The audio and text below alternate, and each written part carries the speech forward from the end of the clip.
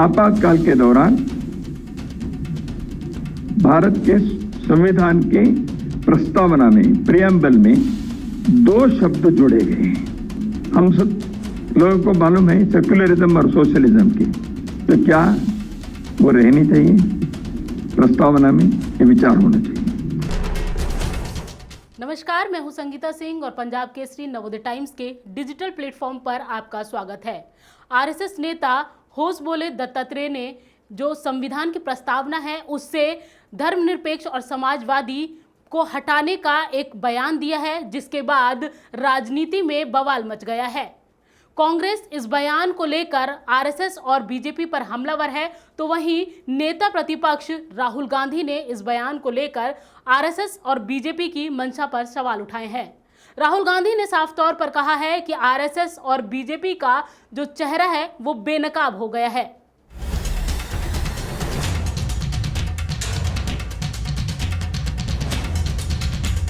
आपातकाल के दौरान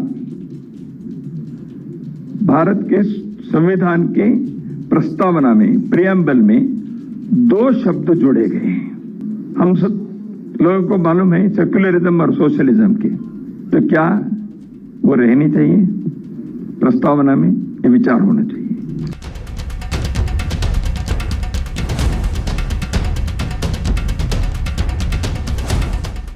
कांग्रेस नेता राहुल गांधी ने एक्स पर पोस्ट कर कहा, संविधान इन्हें चुभता है क्योंकि वो समानता, धर्मनिरपेक्षता और न्याय की बात करता है। बीजेपी आरएसएस को संविधान नहीं, मनुस्मृति चाहिए। ये बहुजनों और गरीबों से उनके अधिकार छीनकर उन्हें दोबारा गुलाम बनाना चाहते हैं। संविधान जैसा ताकतवर हथियार उससे छीनना इसका असली एजेंडा है। आरएसएस ये सपना देखना बंद करे, हम उन्हें कभी भी सफल नहीं होने देंगे। हर देशभक्त भारतीय आखिरी दम तक संविधान की रक्षा करेगा। आपको बता दें कि आरएसएस नेता दत्तात्रेय होसबोले ने आपातकाल की 50वीं वर्षगांठ पर आयोजित एक कार्यक्रम के दौरान ये बयान दिया, जिसमें उन्होंने कहा समाजवाद, धर्मनिरपेक्ष शब्द को इमरजेंसी के दौरान संविधान की प्रस्तावना में शामिल किया गया। इन शब्दों को प्रस्तावना में रहना चाहिए या नहीं, इस पर विचार किया जाना चाहिए। आपातकाल के दौरान भारत के संविधान के प्रस्तावना में प्रियम्बल में 2 शब्द जोड़े गए हैं। हम सब लोगों को मालूम है सेक्युलरिज्म और सोशलिज्म की, वो प्रस्तावना में नहीं थे, पहले प्रियम्बल में नहीं थे। उन 2 शब्दों को जोड़ा है। प्रियम्बल शाश्वत रूप से है, क्या सोशलिज्म के विचार आइडियोलॉजी के नाते क्या शाश्वत है भारत के लिए? सेक्युलरिज्म का शब्द संविधान में नहीं था, प्रस्तावना में जोड़ा है। विचार में होंगे सेक्युलरिज्म के, बाकी गवर्नमेंट पॉलिसीज में है, स्टेट पॉलिसी में है, वो अलग बात है।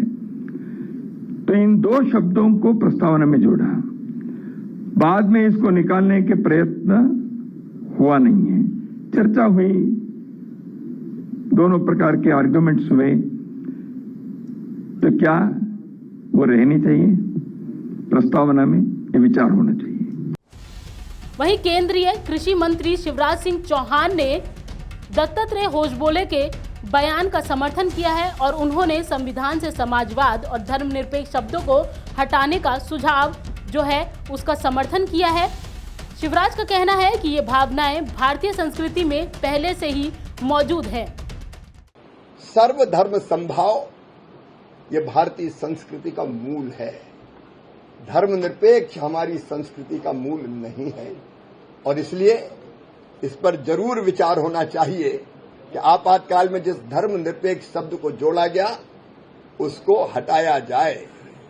और दूसरी बात है समाजवाद की।